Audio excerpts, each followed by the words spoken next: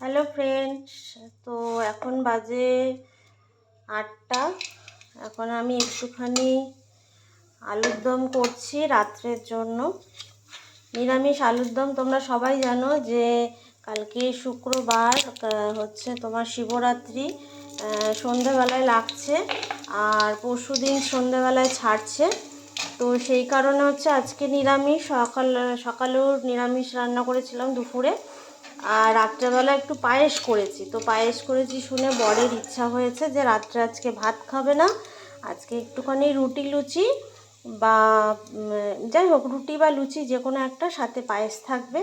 আর যেহেতু আমি পায়েস খাই না, মিষ্টি খাবার খাই না, সেই জন্য আমি ভাবলাম যে নিজের জন্য একটু, নিজের জন্য তিনজনের জন্যই একটুখানি আলুর দম করে নিই। সকালে একটুখানি আলু কাটা ছিল, তো এটা আমি এখন দিয়ে দেবো। যেহেতু ফ্রিজে ছিল আলুগুলো, একটু শক্ত শক্ত হয়ে গেছে, ওই জন্য আলুগুলোকে আমি ফোড়ন দেওয়ার সাথে সাথে ভেজে নেব।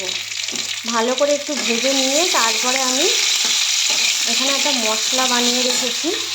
এইটার মধ্যে আছে হচ্ছে জিরে, কাশ্মীরি মির্চ, একটা গোটা টমেটো, 3টে কাঁচা লঙ্কা, নুন, হলুদ, সামান্য একটু চিনি, সব একসঙ্গে বাটিটার মধ্যে একটু জল দিয়ে গুলিয়ে রেখে দিয়েছি।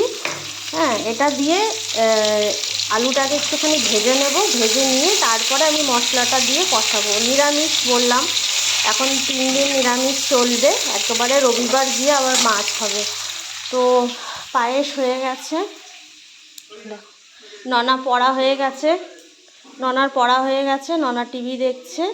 আর টিভির সাথে সাথে ননা কি খাচ্ছে দেখো, দুধ খেয়ে পড়তে বসেছিল, মিস পড়িয়ে গেল ওই মোয়া, সাথে চকোস। ননা খুব ভালোবাসে চকোস খেতে।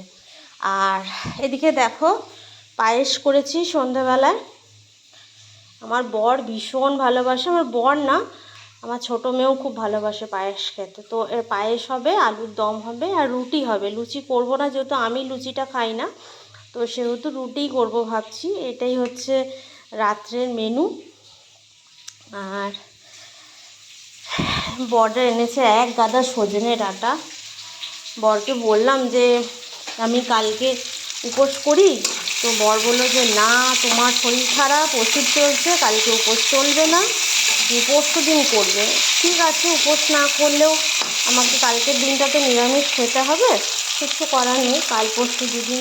তো চলো এটা দিয়ে দিলাম, ভাজা হয়ে গেছে, এটা দিয়ে দিলাম। এবার এটার মধ্যে একটুখানি কষিয়ে, এটার মধ্যে কিন্তু আমি আদা দিইনি, কারণ হচ্ছে আদাটা আমার বাড়িতে অ্যাভেলেবেল থাকে না, ঠিক আছে। আর তোমরা যদি চাও এর মধ্যে একটুখানি কাজু আর পোস্ত বাটা দিতে পারো, ভালো লাগবে, ঠিক আছে, দারুণ লাগে।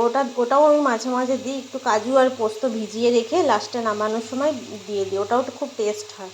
তো চলো আলুর দমটা করে নিয়ে রাত্রের মেনুটা তোমাদের সাথে শেয়ার করলাম। কারা কারা শিবরাত্রির উপোস করছো বলো। আমার তো যাই হোক, সাবু মাখা খাওয়ার জন্য ছোটোর থেকে উপোসটা শুরু করেছিলাম ছোটোবেলার থেকে।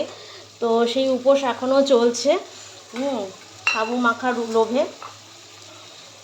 চলো রান্নাটা সেরে নিই। আর কমেন্ট বক্সে অবশ্যই জানিও কারা কারা আলুর দম খেতে ভালোবাসো, পায়েস খেতে ভালোবাসো। এটা বেশিরভাগ বাঙালিদেরই এটা প্রিয় খাদ্য। হ্যাঁ, আর কারা কারা শিবরাত্রি করছো অবশ্যই জানিও। তো চলো এখনকার মতন রাখছি। ভিডিওটা ভালো লাগলে অবশ্যই লাইক, কমেন্ট, শেয়ার, সাবস্ক্রাইব করে দিও। তো টাটা।